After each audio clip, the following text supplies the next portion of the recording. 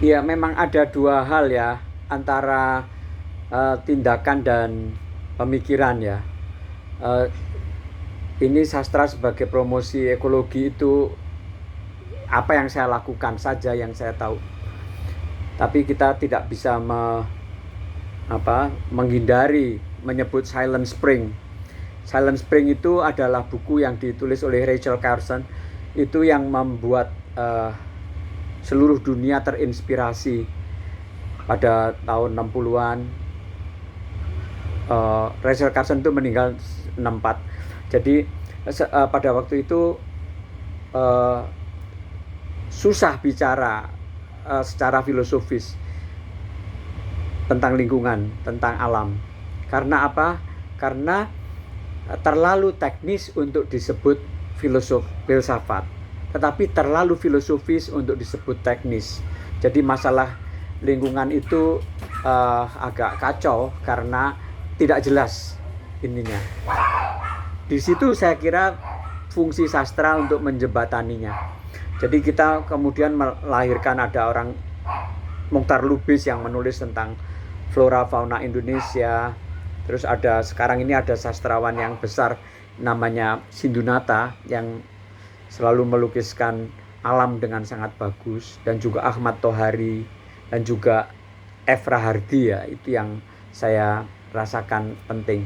Tapi ada satu poin yang kita tidak boleh lupa, yaitu eco-criticism. Jadi orang-orang yang menulis masalah-masalah lingkungan berdasarkan kecemasan, dan itu dari dulu dikenal sebagai apa istilahnya itu skenario hari kiamat.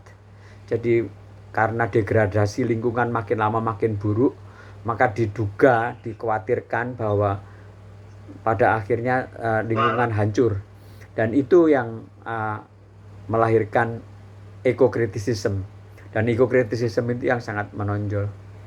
Next slide berikutnya.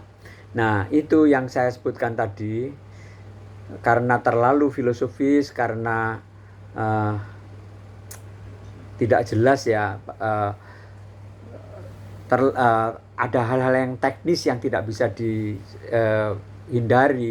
Kalau terjadi kerusakan maka harus dilakukan sesuatu. Jadi perlu aksi nyata di lapangan sebagai implementasinya. Kebetulan saya ikut dalam beberapa kegiatan ini, termasuk kegiatan menanami Pulau Samosir. Jadi ada usaha untuk membuat kebun raya baru di Danau Toba. Itu kita bawa 1000 pohon dari Bogor, dari mana-mana untuk ditanam ke sana. Itu yang mengayunkan cangkul itu almarhum Pak Gede Ardika, yang mantan Menteri Pariwisata ya, yang sangat ini. Kemudian yang selanjutnya adalah silakan screen-nya. Tuh, kayaknya aku hilang sinyal ya. Oke, kalau ya, silakan. Kalau enggak itu kita presentasi yang ini teks. Nah, jadi sastra ini meliputi penerbitan, meliputi publikasi, meliputi diskusi, dan promosi yang berkelanjutan. Hilang ya.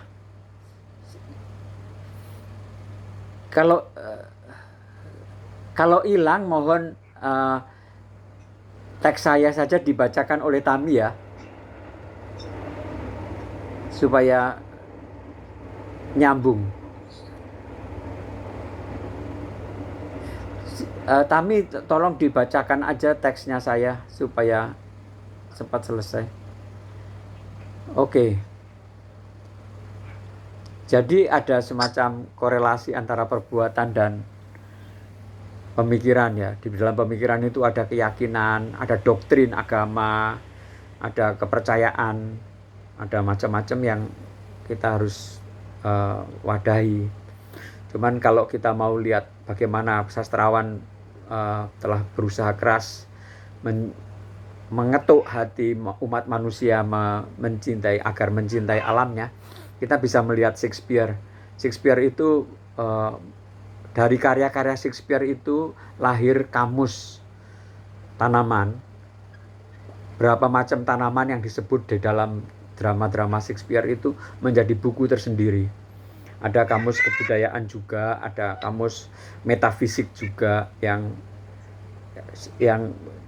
menjadi bahan pelajaran bagi kita semua bahwa dari dulu sastrawan itu mempunyai kegetolan, dan itu bisa diteruskan ke dalam ajaran agama ya, kalau kita melihat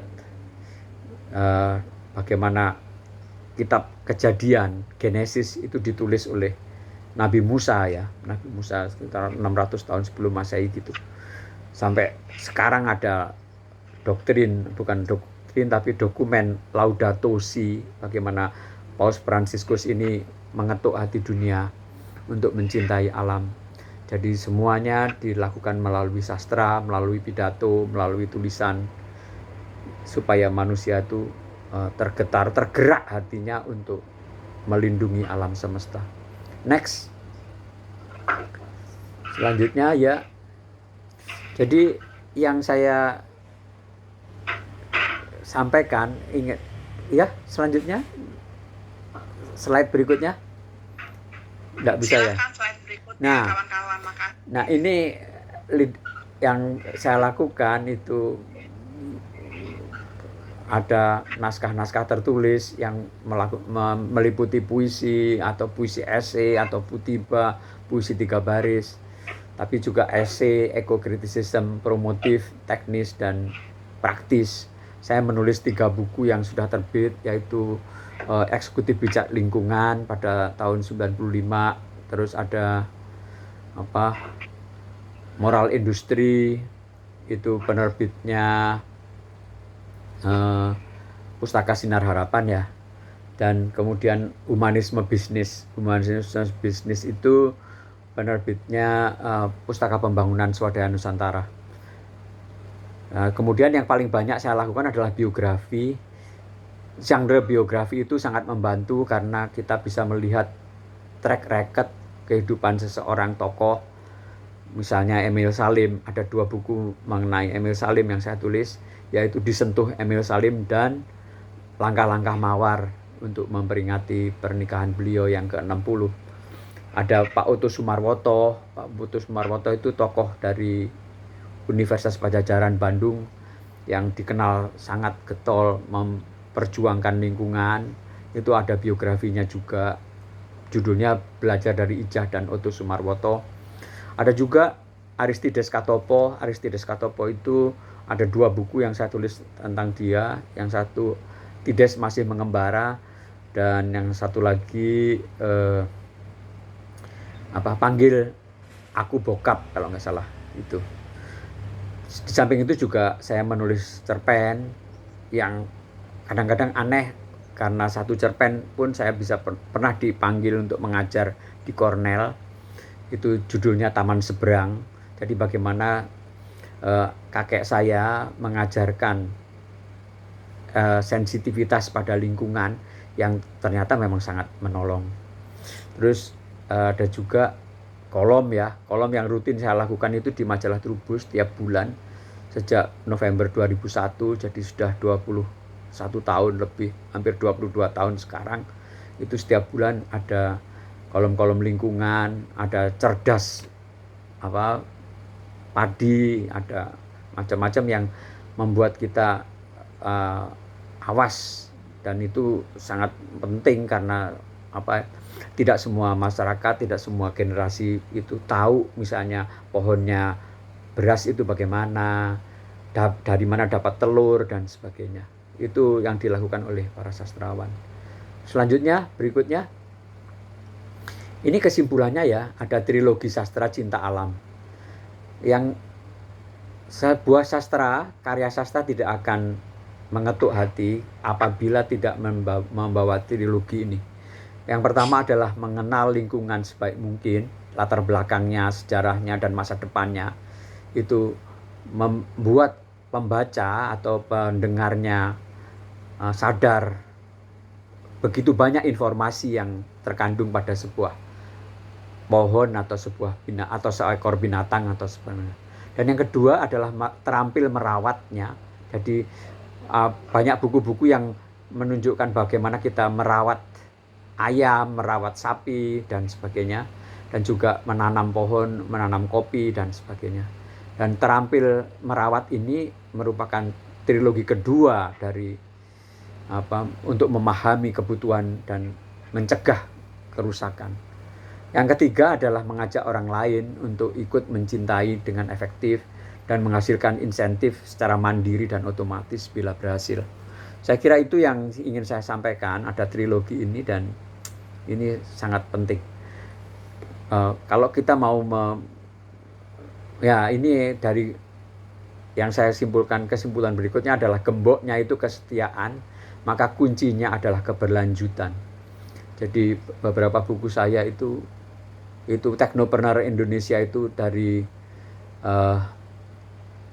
Iskandar Alisjahbana, rektor ITB Bandung, dan Bertemu Sayogyo itu rektor IPB Bogor, yang juga saya tulis biografinya. Ada juga biografi Pramudia Anantatur, Mendengar Pramudia, dan ada beberapa yang tidak saya sebutkan tadi. Itu ada Putu Sumarwoto dan sebagainya. Baik, terima kasih. Mudah-mudahan ini cukup memicu pembicaraan kita nanti. Kalau ada pertanyaan-pertanyaan, saya persilahkan. Terima kasih, Tami. Terima kasih. Terima kasih Pak Eka. Tadi memang ada suara sedikit putus nyambung, tapi saya bisa menangkap dari